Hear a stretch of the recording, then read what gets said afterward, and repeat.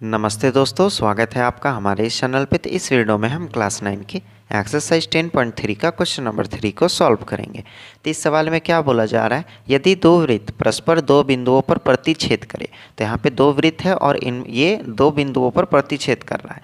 पहला ये ऊपर वाला और दूसरा नीचे वाला, ठीक है। तो सिद्ध कीजिए कि उनके केंद्र उभयनिष्ठ जीवा के लंब समद्विभाजक पर स्थित है, ठीक है। तो ये जो बिंदु है, दो बिंदु, ठीक, अगर इसको हम लोग एक दूसरे से मिला दें तो ये एक रेखा बन जाएगा और ये रेखा क्या हो जाएगा, तो ये दोनों में जीवा बन जाएगा। जीवा किसे कहते हैं, तो दो परिधि को आपस में मिलाने वाली रेखा को जीवा बोलते हैं, ठीक है। तो अगर हम लोग यहाँ से यहाँ तक का रेखा घिस देते हैं तो वो जीवा हो जाएगा इस वाले वृत्त का और इस वाले वृत्त का भी, दोनों वृत्त का उभयनिष्ठ हो जाएगा, एक ही जीवा हो जाएगा। तो हमें सिद्ध क्या करना है कि ये जो इसका पॉइंट है और ये इसका, दोनों त्रिभुज का जो केंद्र बिंदु है ये क्या है, तो ये जब एक दूसरे से मिल रहा है तो ये जो जीवा है इसका लंब समद्विभाजक है, यानी कि दो बराबर भाग में बांट रहा है, और लंब है यानी 90 डिग्री पे काट रहा है, ठीक है। तो वो चीज़ हमें यहाँ पे प्रूफ करना है। तो सबसे पहले हम लोग यहाँ पे जीवा कर लेते हैं और जो बोल रहा है उसको बना लेते हैं, ठीक है। तो यहाँ पे जीवा को खींच लिए, ठीक है, और ये जो केंद्र बिंदु है इनको भी आपस में मिला दिए, ठीक। तो हमें यहाँ पे प्रूफ क्या करने के लिए बोल रहा है कि ये जो जीवा है, ठीक, इसको हम लोग कुछ नाम दे देते हैं, जैसे ए बी, और इसको कुछ नाम देते हैं जैसे कि पी और क्यू।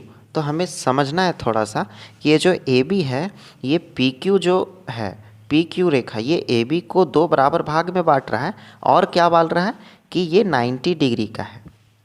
बात समझ में आया। तो अगर हम लोग ये सिद्ध कर दें कि ये जो ए है और इसको हम लोग एम बोल सकते हैं, जहाँ पे प्रतिच्छेद कर रहा है उसको एम बोल देते हैं। तो हम लोग को क्या सिद्ध करना है कि ये जो ए एम है, ठीक, ये बराबर है किससे, एम बी से। और क्या, तो ये जो कोण यहाँ पे बन रहा है ये 90 डिग्री का है। अगर इस चीज़ को सिद्ध कर देते हैं तो हमारा ये सवाल जो है ये बन जाएगा, ठीक है। तो चलिए इसको हम लोग बनाते हैं। जो चीज़ हमें दिया गया है उसको सबसे पहले लिख लेते हैं कि दो वृत्त जिनके केंद्र P तथा Q है, ठीक है। दो वृत्त है जिनके केंद्र P तथा Q है, तथा ए बी जो है इनकी उभयनिष्ठ जीवा है, उभयनिष्ठ जीवा है, ठीक है। ये जो P है और Q ये दोनों वृत्त का केंद्र बिंदु है, और ये जो ए बी है ये दोनों का उभयनिष्ठ जीवा है, ठीक है। अब हमें जो सिद्ध करना है उसे यहाँ पर लिखेंगे। तो सिद्ध करना है, तो सिद्ध करना है में हम लोग लिखेंगे पी क्यू ए बी का लंब समद्विभाजक है, लंब समद्विभाजक है, ठीक है। यही चीज़ ना सिद्ध करना है। तो यहाँ पे उत्पत्ति लिख करके इसको हम लोग बनाते हैं। तो ये चीज़ सिद्ध कैसे होगा थोड़ा सा समझ लेंगे। इसको हम लोग यहाँ से यहाँ तक मिला देंगे, यहाँ से यहाँ, और इसको पहले एक चतुर्भुज के फॉर्म में ले आते हैं। तो यहाँ पे ये चतुर्भुज के फॉर्म में ले आए। अगर हम लोग ए पी एम त्रिभुज जो है ये ऊपर वाला और नीचे वाला त्रिभुज पी एम बी, इन दोनों को अगर हम लोग सर्वांग सिद्ध कर देते हैं तो ये चीज़ सिद्ध हो जाएगा कि ये जो ए एम है और एम बी ये दोनों बराबर है और ये 90 डिग्री का है, ये भी सिद्ध हो जाएगा। लेकिन हम लोग इसको डायरेक्ट सिद्ध नहीं कर पाएंगे, इसलिए पहले ऊपर वाले त्रिभुज को और नीचे वाले त्रिभुज को आपस में सर्वांग सिद्ध करते हैं। ये जो ए पी क्यू है इसको और ये जो पी बी क्यू है इसको, इन दोनों को अगर हम लोग सर्वांग सिद्ध कर देंगे उसके बाद में फिर ये छोटा वाला को करेंगे तो ये सवाल बन जाएगा, ठीक है। तो यहाँ पे लेते हैं त्रिभुज पी ए क्यू व त्रिभुज पी बी क्यू में, ठीक है। जैसा कि बोले कि जो पी ए क्यू त्रिभुज है और त्रिभुज पी बी क्यू इन दोनों को आपस में सर्वांग सम, तो इन दोनों को पहले ले लिए हैं, ठीक है। अब यहाँ पर देखेंगे तीन समानताएं हमें चाहिए। तो ये जो पी ए है और पी बी ये दोनों है सो बराबर है। कैसे बराबर है, तो ये जो वृत्त है इसका त्रिज्या है ये जो पी ए है और पी बी, तो ये पहले वाले वृत्त का त्रिज्या है। तो ये दोनों त्रिज्या तो किसी भी वृत्त का बराबर ही होता है ना। तो यहाँ पे हम लोग लिख सकते हैं कि ये जो पी ए है ये बराबर है पी बी से, और इसका रीजन देंगे कि एक ही वृत्त की त्रिज्या है। तो एक ही वृत्त की त्रिज्याएं हैं। ठीक है, एक चीज़ हमें मिल गया। अब दूसरा क्या मिलेगा कि ये जो ए क्यू है और क्यू बी ये भी तो इसी वृत्त दूसरी वृत्त की त्रिज्या है। ठीक है, तो ये भी तो आपस में ये भुजा और ये भुजा आपस में बराबर हो जाएगा। ये और ये तो बराबर हम लोग कर दिए। ठीक है, तो जब ए क्यू है और बी क्यू ये दोनों आपस में बराबर होगा, क्यों? तो ये दूसरे वृत्त जो है उसकी त्रिज्या है। हमें ये जो पी ए क्यू ये ऊपर का और ये नीचे वाले में आपस में सर्वांग समता सिद्ध करनी है। ठीक है, तो ये नीचे वाले में ये जो क्यू बी है और ऊपर वाले में ए बी ये दोनों भुजा आपस में बराबर हो जाएगा। तो यहाँ पे लिखेंगे हम लोग कि ए क्यू जो है ये बराबर हो जाएगा बी क्यू से, और इसका भी रीजन सेम हो जाएगा। ठीक है, जब यहाँ पे दो चीज़ हमें मिल गया, अब तीसरा क्या मिलेगा कि ये जो पी क्यू है दोनों त्रिभुज में आ रहा है, उभयनिष्ठ है। पी क्यू क्या है? तो उभयनिष्ठ है। तो यहाँ पे लिखते हैं कि पी क्यू बराबर है पी क्यू, और ये क्या है? तो उभयनिष्ठ है। ठीक है, तो यहाँ पे तीन समानताएं हमें मिल गया, तो लिखेंगे इसलिए ये जो त्रिभुज पी ए क्यू है ये सर्वांगसम हो जाएगा त्रिभुज पी बी क्यू से। और कैसे? तो यहाँ पे केवल और केवल भुजा भुजा भुजा सर्वांग समता से हो रहा है। तो यहाँ पे हम लोग लिख सकते हैं साइड साइड साइड। ठीक है, जब ये दो त्रिभुज आपस में सर्वांगसम है तो हम लोग यहाँ पे इसको कोण 1 मान सकते हैं और इसको कोण 2 मान सकते हैं। ठीक है, जैसा कि ये ऊपर का पूरा और नीचे का पूरा बराबर है तो इसका ये कोण इस वाले कोण से बराबर होगा ना, और ये पूरा कोण इस वाले कोण से बराबर होगा, और यहाँ का ये और ये बराबर होगा। ठीक है, तो जिस तरीके से हमको यही दो चाहिए, क्योंकि ये अगले में हमको ये जो छोटा वाला पी ए एम है और पी एम बी है इन दोनों को ना सर्वांग समसिद्ध करना है, तो इसलिए हम लोग ये कोण ए मान लेते हैं और इसको कोण 2 मान लेते हैं। ठीक है, तो यहाँ पे लिखेंगे कि ये जो कोण 1 है ये बराबर है कोण 2 से, और इसको समीकरण 1 मान लेते हैं। और क्यों बराबर है इसका रीजन देंगे, तो सर्वांगसम त्रिभुज का संगत अवयव से। ठीक है, अब यहाँ तक क्लियर। अब हम लोग इस छोटा वाला त्रिभुज को जो दोनों है इसको सर्वांगसम सिद्ध करेंगे। तो यहाँ पे लेंगे हम लोग त्रिभुज पी एम ए तथा त्रिभुज पी एम बी में। ठीक है, कौन कौन सा त्रिभुज को लिए हैं? तो पी एम ए ये छोटा वाला त्रिभुज को लिए हैं, और कौन सा लिए हैं? तो पी एम बी को लिए हैं।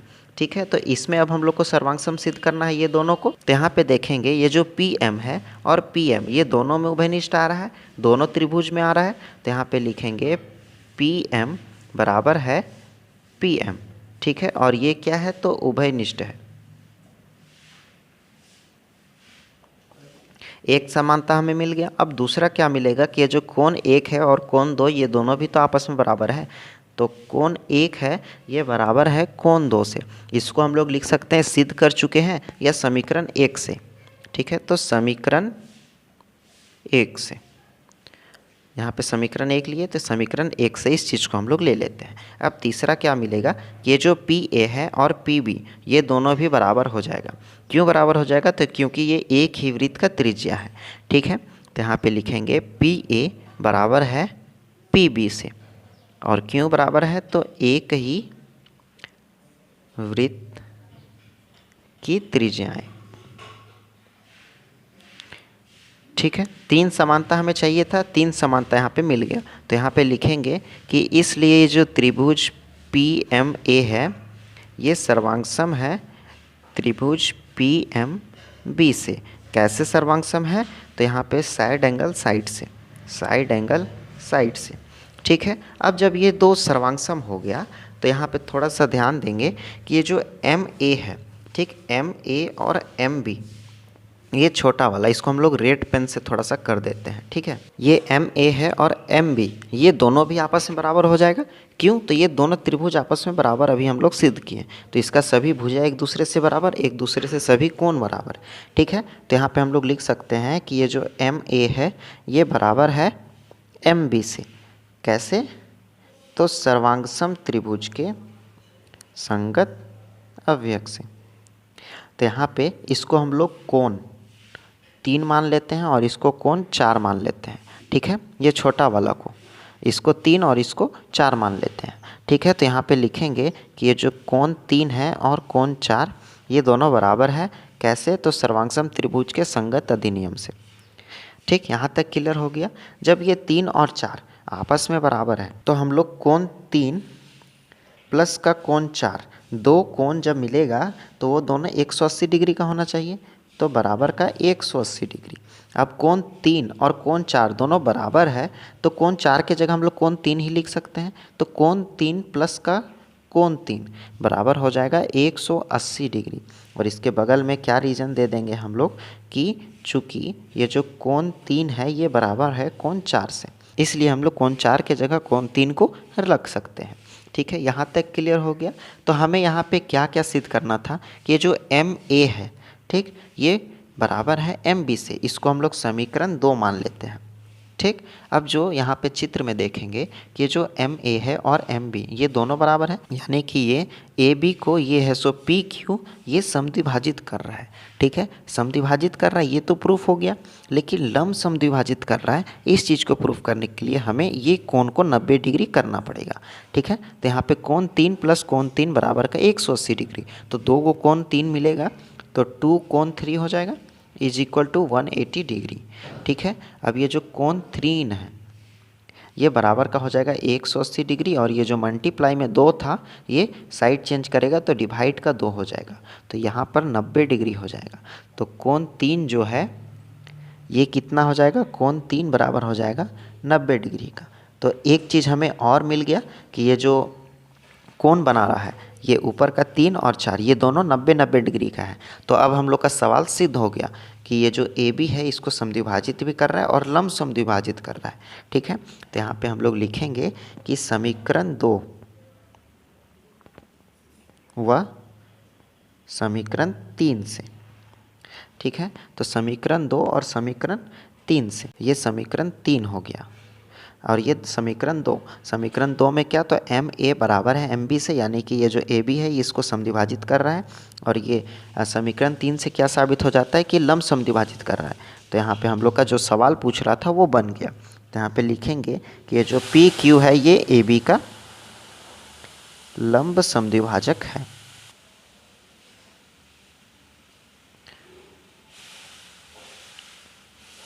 यहाँ पे सिद्ध हुआ। आप लोग इसको नोट डाउन कर लीजिए।